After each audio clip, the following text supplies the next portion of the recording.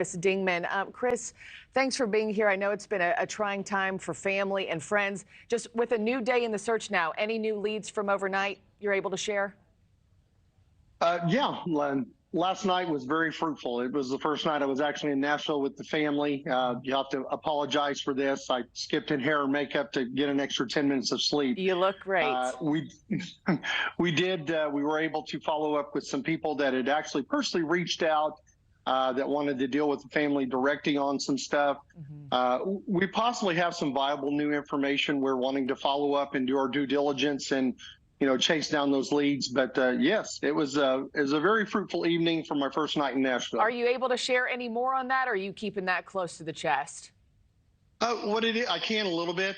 Like the lion's share of everything we've gotten, it's come from the homeless community.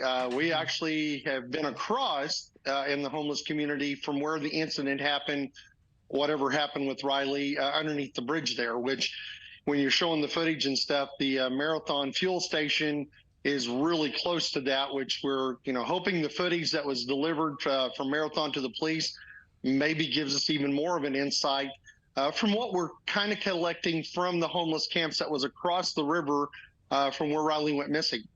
And I mentioned off the top that a homeless man was seen wearing Riley's shirt. Has that specific man been located or Riley's shirt been found? It has not, but we are in contact. We have the gentleman's name. We do have more information, height, build, structure, what other camp he may possibly be in. Because a lot of them, I can't fathom how many camps are in Nashville, but they do rotate from camp to camp to camp. So yeah, we're just trying to reach out to him. We're not saying it's not the shirt. If we did, it would be a huge break in the case, or to actually physically get the shirt. That would bring a whole new dynamics into this. Which maybe would make the police change it from a missing persons to an actual crime.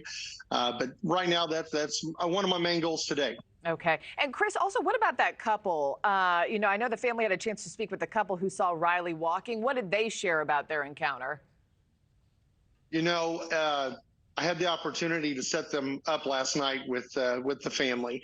Everybody but Ryan. Ryan actually was out at the United Cajun Navy yesterday from about 10 o'clock yesterday morning, and I think he wandered into the house to about midnight last night. That was one of the reasons we were up so late. But with Chris and Michelle, the family did reach out to me directly. I was able to FaceTime them with Chris and Michelle, and they're devastated. They're parents. They have multiple children. It was a very, very emotional moment in the house. I'll be honest with you, I had to walk around the corner, catch my breath. But, I told the gentleman, you could tell he was extremely distraught. They were in tears.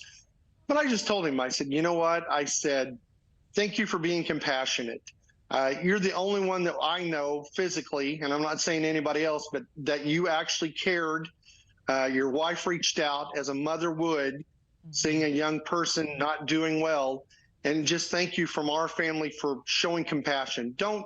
Don't fret on what happened after what you've seen with him, but we know that somebody was being compassionate for our boy, and we appreciate that.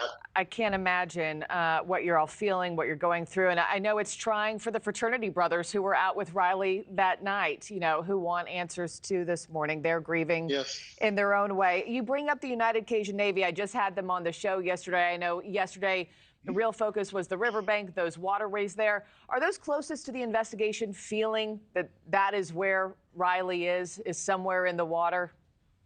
I can give you a little bit of insight on that. We were talking about where the county had shut the lockdown and emptied out it so they could check for interior debris from the storms and stuff. That was actually a two-part deal. In doing that, that backfilled the river back towards Nashville. And what that does is the river flows one way. When you stop it, it actually may take pressure off of, maybe if Riley was in the water and was underneath some debris or something like that, it's not got one directional pressure, it brings it back.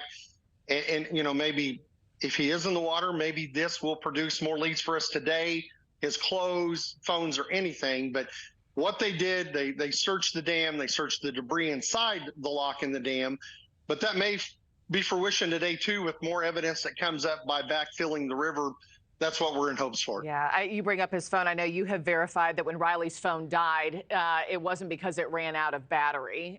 So I know you have a lot of questions there. Is that something nefarious? Is that when his phone submerged in water?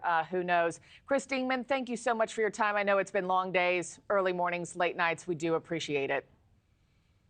We appreciate you and everyone else that's covering this, the TikTokers, the media. It's truly incredible, and we're going to find Riley.